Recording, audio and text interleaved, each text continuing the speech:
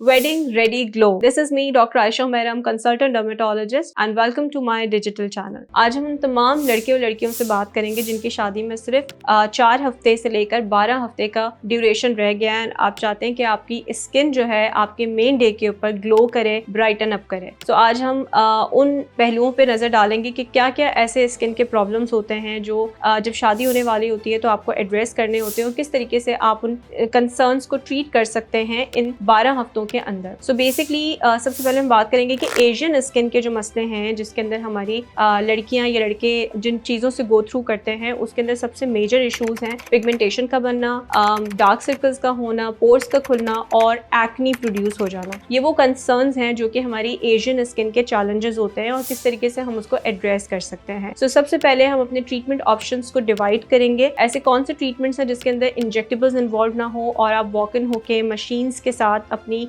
Skin के ये concerns जो हैं वो ट्रीट करवा सकते हैं। और फिर ऐसे कौन से ट्रीटमेंट हैं जिसके अंदर इंजेक्टेबल प्रोसीजर्स आ जाते हैं। बहुत सारे लड़के और लड़कियां बहुत आसानी के साथ इंजेक्टेबल प्रोसीजर्स की तरफ भी चले जाते हैं। सो आज हम इस वीडियो के अंदर तमाम चीजों को डिस्कस करेंगे, कौन से ऐसे फेशियल्स हैं, कौन से लेजर्स हैं और कौन सी ऐसी सॉल्यूशंस हैं जो आप स्किन के ऊपर अप्लाई कर सकते हैं। सो सबसे पहले मैं स्टार्ट करूंगी वो फेशियल्स जो कि आपकी स्किन के ऊपर एट अ टाइम आपकी पिगमेंटेशन, आपकी एक्नी और आपके पोर्स को ट्रीट कर सकता है, जिसके अंदर सबसे ज्यादा डिमांडिंग आजकल हाइड्रा फेशियल है। हाइड्रा फेशियल के बहुत सारी टाइप्स मार्केट के अंदर आपको मिलती हैं। डिफरेंट एस्थेटिक क्लिनिक्स के ऊपर या सैलून्स के ऊपर आपको हाइड्रा फेशियल्स की डिफरेंट मशीन्स मिलती हैं। हाइड्रा फेशियल्स का मेन मकसद क्या होता है? बेसिकली हाइड्रा फेशियल आपकी स्किन से जितना डेब्री होता है, जितना डर्ट होता है, जितना पॉल्यूशन होता है, उसको एक्सफोलिएट करवाता है। इसके अंदर एक प्रोब शामिल होता है जो कि एट अ टाइम आपकी इन तमाम डेब्री को स्किन के अंदर से एक्सट्रैक्ट कर रहा होता है। और मीनवाइल कुछ ऐसे एसेंशियल सीरम्स होते हैं जो कि आपकी स्किन की डीपर लेयर्स के अंदर पोर हो रहे होते हैं। हाइड्रा फेशियल्स के अंदर हम डिफरेंट एसिड्स का इस्तेमाल करते हैं स्किन टाइप के मुताबिक। अगर आपकी स्किन के ऊपर पिगमेंटेशन है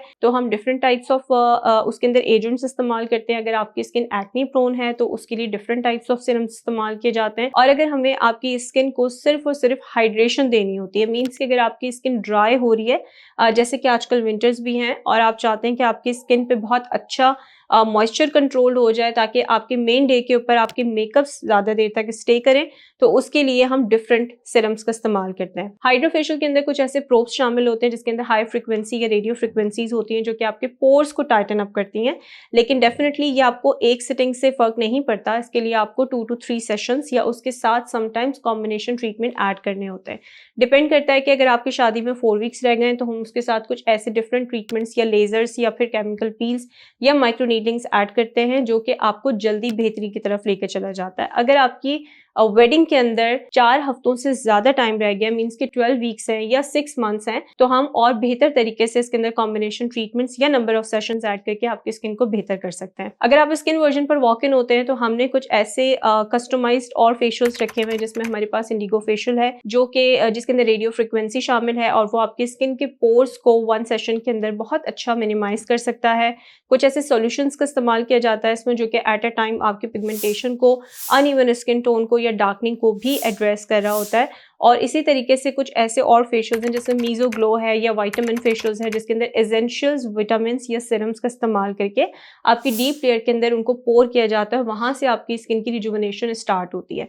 इन फेशियल्स का दूसरा पर्पस ये होता है कि आपकी स्किन की इंटेंस हाइड्रेशन को मेंटेन करना ताकि आप जो भी वेडिंग के ऊपर अपना मेकअप का जो ड्यूरेशन होता है वो प्रॉपरली स्टे करे। क्योंकि ज्यादातर लड़कियों के साथ ये कंसर्न्स होते हैं कि उनके मेकअप के अंदर उनको सबसे ज्यादा प्रॉब्लम ये होता है कि क्रैक्स बनना शुरू हो जाते हैं मेन डे के ऊपर, या मेहंदी के जो इवेंट्स होता है जिसके अंदर आपको बहुत माइल्ड सा या सॉफ्ट मेकअप वेयर करना होता है, तो आपकी स्किन का जो नेचुरल ग्लो है वो होना बहुत जरूरी है। सो उसको मेंटेन करने के लिए आप केमिकल पील्स का भी इस्तेमाल कर सकते हैं। केमिकल पील्स एक ऐसा ऑफिस का प्रोसीजर होता है जिसके अंदर आप माइल्ड पील्स का इस्तेमाल करते हैं। जब आपकी शादी करीब होती है तो हम आपको बहुत एग्रेसिव एसिड्स नहीं देते, just like TCA peels. TCA peels काफी डीप पील होती है जो कि आपको अगर शादी करीब है और 3 महीने आपकी शादी में रह गए तो बेहतरीन ये होता है कि आप उसका इस्तेमाल ना करें। बहुत सॉफ्ट से ग्लाइकोलिक पील्स या इस तरह के लैक्टिक एसिड पील्स का इस्तेमाल किया जाता है, जिसके अंदर आपकी स्किन की रिजुवनेशन भी हो जाए और डाउन टाइम भी आपको कम से कम मिले। एंड फिर नेक्स्ट आ जाते हैं लेजर्स, जो कि अगेन एक मशीन का ट्रीटमेंट होता है, उसमें किसी किस्म की कोई निडल इन्वॉल्व नहीं होती, इट्स अ पेनलेस प्रोसीजर। और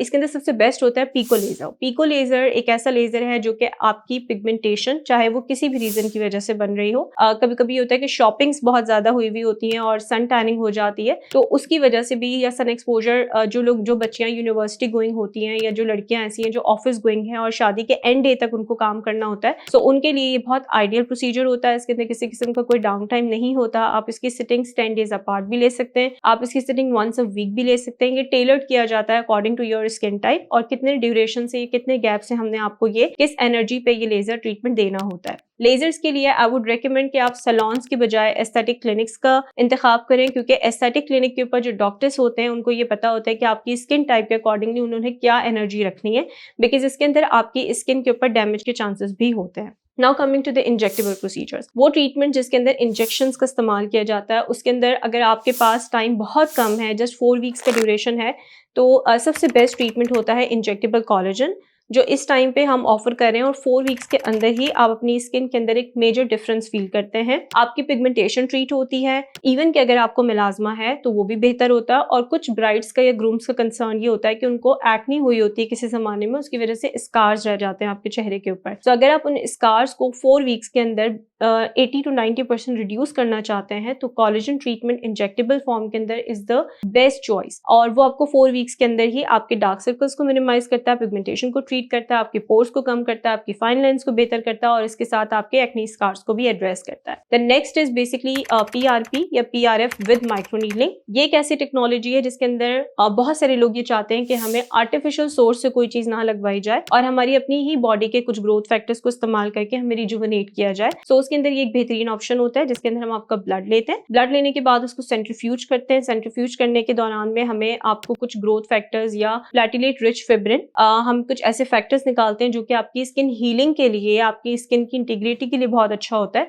और जब हम उसको पोर करके उसके साथ माइक्रो नीडलिंग या फ्रैक्शन नीडलिंग को मर्ज करते हैं तो आपकी स्किन की रिजुवनेशन बहुत अच्छी हो जाती है। एट अ टाइम वो आपके इन तमाम कंसर्न्स को ट्रीट कर रहा होता है। So last but not the least, दोनों जेंडर्स की जो डिमांड है वो है ब्राइटनिंग और फुल बॉडी ब्राइटनिंग, जिसके अंदर आपके एक्सपोज्ड एरियाज के, आपके फेस की, अंडर आर्म्स की या ऐसे प्राइवेट पार्ट्स की ब्राइटनिंग चाहिए होती है जो कि ब्राइड्स को भी कंसर्न होता है। तो उसके लिए हमारी आ जाती है आईवी ड्रिप्स। आईवी ड्रिप्स के अंदर इंजेक्टेबल फॉर्म के अंदर या इंट्रावीनस या आपके वेन में लगने वाली ड्रिप के अंदर ग्लूटाथियोन शामिल होता है। ग्लूटाथियोन जो है वो कोई व्हाइटनिंग एजेंट नहीं होता, basically it's an antioxidant. Antioxidant जब आपकी बॉडी के अंदर जाता है तो वो वहां से आपकी बॉडी को डिटॉक्सिफाई करता है या आपके ऐसे सेल्स जिसके अंदर ब्राउन कलर देने के सलाहियत होती है उसको मिनिमाइज करके आपकी बॉडी के अंदर कुछ बेहतर किस्म के या अच्छी क्वालिटी के सेल्स की प्रोडक्शन शुरू हो जाती है, जिसे हम मेडिकली कहते हैं कि फ्री रेडिकल्स आपकी बॉडी से रेडिकेट हो गए और अब आपकी बॉडी के अंदर हेल्दी सेल्स बनना स्टार्ट हो गए। सो बेसिकली आईवी ड्रिप्स का पर्पस ये होता है कि वो जहां जहां बॉडी पे पिगमेंट होता है वहां वहां उसको ट्रीट कर देता है। इसके लिए आपको सर्टेन डोज लेनी पड़ती है, कभी कभी आपको 6 या 8 या 12 सेशंस लेने पड़ते हैं जो कि वंस अ वीक या ट्वाइस अ वीक आपको लगाए जाते हैं। एंड डेफिनेटली ऑब्वियसली ये कोई ओवरनाइट चेंज नहीं होता, इसके अंदर आपको थोड़ा सा पेशेंस चाहिए होता है और एटलीस्ट आपको 4 या 6 हफ्ते का वेट करना पड़ता है आपके एक अच्छे चेंज के लिए, जिसको आप खुद भी अप्रिशिएट कर सकें। और एक ऐसा कंसर्न जो कि लड़कियों के अंदर खास तौर पे ये प्रॉब्लम है कि उनके फेस के ऊपर कहीं ना कहीं एक्स्ट्रा हेयर ग्रोथ शामिल होती है या कुछ बॉडी के सर्टेन एरियाज जहां पे वो चाहते हैं कि गैर जरूरी बाल जो हैं वो कम से कम हो जाएं, तो उसके लिए लेजर हेयर रिमूवल की बेहतरीन सर्विसेज होती हैं। इसके अंदर आपके पास IPL यानी इंटेंस पल्स लाइट का ऑप्शन होता है और एक लेजर्स का ऑप्शन होता है जिसके अंदर डायोड लेजर्स और कूल लेजर्स आ जाते हैं।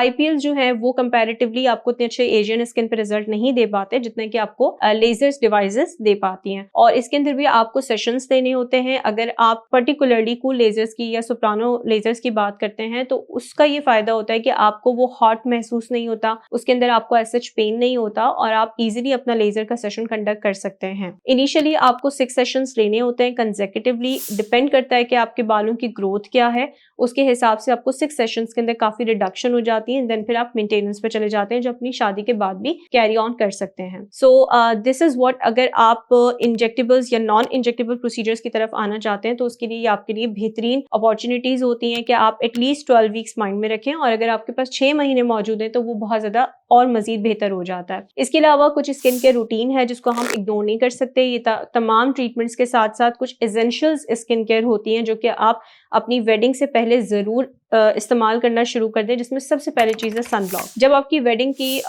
तैयारियां चल रही होती हैं या आप शॉपिंग्स पे जा रहे होते हैं तो आपका सन एक्सपोजर बहुत ज़्यादा हो जाता है, और उस दौरान आपको सनब्लॉक किसी भी अच्छी कंपनी का हर 2 घंटे के बाद रिपीट करना चाहिए। अगर आप SPF 60 अबव यूज़ कर रहे हैं तो वो ज़्यादा अच्छा है, और अगर आप SPF 90 या SPF 100 यूज़ कर रहे हैं तो वो और भी मजीद बेहतर है। सो बेसिकली सनब्लॉक एप्लीकेशंस के अंदर आपको सुबह 8 से शाम 5 बजे के दरमियान में हर 2 घंटे के बाद सनब्लॉक रिपीट करें, और कोशिश करें कि जब अगर आप कुकिंग करते हैं और आप चूल्हे के आगे जाते हैं तो चूल्हे के आगे जाने से पहले भी आप सनब्लॉक को रीअप्लाई कर लें। यहाँ पे डिफरेंशिएशन आती है कि सन स्क्रीन्स भी अवेलेबल है मार्केट के अंदर और सन ब्लॉक्स भी अवेलेबल है। तो बेसिकली जो ज्यादा अच्छा होता है वो सन ब्लॉक होता है, क्योंकि वो आपके UVA एंड UVB दोनों टाइप की रेस से आपकी स्किन को प्रोटेक्ट कर रहा होता है, और 2 घंटे के बाद सन ब्लॉक आपकी स्किन से एवेपोरेट हो जाता है, इसीलिए आपको रीअप्लाई करने की जरूरत होती है। सेकेंड इंपॉर्टेंट चीज होती है मॉइस्चराइजर। मॉइस्चराइजर आप अपनी स्किन अकॉर्डिंग टाइप के अकॉर्डिंगली इसको चूज करते हैं। अगर आपकी ऑयली स्किन है तो आप जेल बेस्ड मॉइस्चराइजर्स का इंतखाब करते हैं। अगर आपकी स्किन ड्राई है तो आप क्रीम्स की फॉर्म के अंदर मॉइस्चराइजर्स अप्लाई करते हैं जिसकी थिक बेस होती है और वो आपको ज्यादा देर तक आपकी स्किन को सॉफ्ट रखती है। थर्डली, कोई भी अच्छी ब्रांड का कंपनी का vitamin C serum in between 5% to 10%, कुछ लोग 20% का इंतखाब भी करते हैं, जो कि मेरी नजर में बिल्कुल भी आइडियल नहीं होता। वो आपकी स्किन के ऊपर मजीद पिगमेंट चांसेस बना सकता है, क्योंकि विटामिन सी एक ऐसा सीरम है जो आप मॉर्निंग टाइम पे भी अप्लाई कर रहे होते हैं और इवनिंग टाइम पे भी लगा रहे होते हैं, और अगर विटामिन सी लगा के आपका कंसेक्यूटिव हर दूसरे दिन सन एक्सपोजर है शॉपिंग्स की वजह से, तो ये आपकी स्किन पे ऑक्सीडाइज होकर एक परमानेंट पिगमेंट भी बना सकता है। सो इट्स बेटर कि आपकी जब शादी करीब हो तो आप कम कॉन्सेंट्रेशन के अंदर विटामिन सी का इस्तेमाल करें। अगर आप विटामिन सी को अवॉइड करना चाहते हैं और उसका ऑल्टरनेट इंग्रेडिएंट यूज करना चाहते हैं तो उसके अंदर हमारे पास नियासिन अमाइड बहुत अच्छा इंग्रेडिएंट है जो कि स्किन के लिए बहुत सूदिंग होता है, और इसके बेनिफिट्स बिल्कुल वही होते हैं जो विटामिन सी के होते हैं। मींस ये आपकी स्किन के ऊपर कोलेजन भी प्रोड्यूस करता है, आपकी पिगमेंटेशन को भी ट्रीट करता है और आपकी स्किन के ऊपर ब्राइटनिंग एंड ग्लो लेकर आता है। और अगर आप स्किन वर्जन की कोई प्रोडक्ट यूज करना चाहते हैं तो हमारे पास स्किन वर्जन का ग्लो रेसिपी सीरम और सनब्लॉक अनसीन SPF 100, ये दोनों चीजें शामिल है। ये आपकी आसानी के लिए मैंने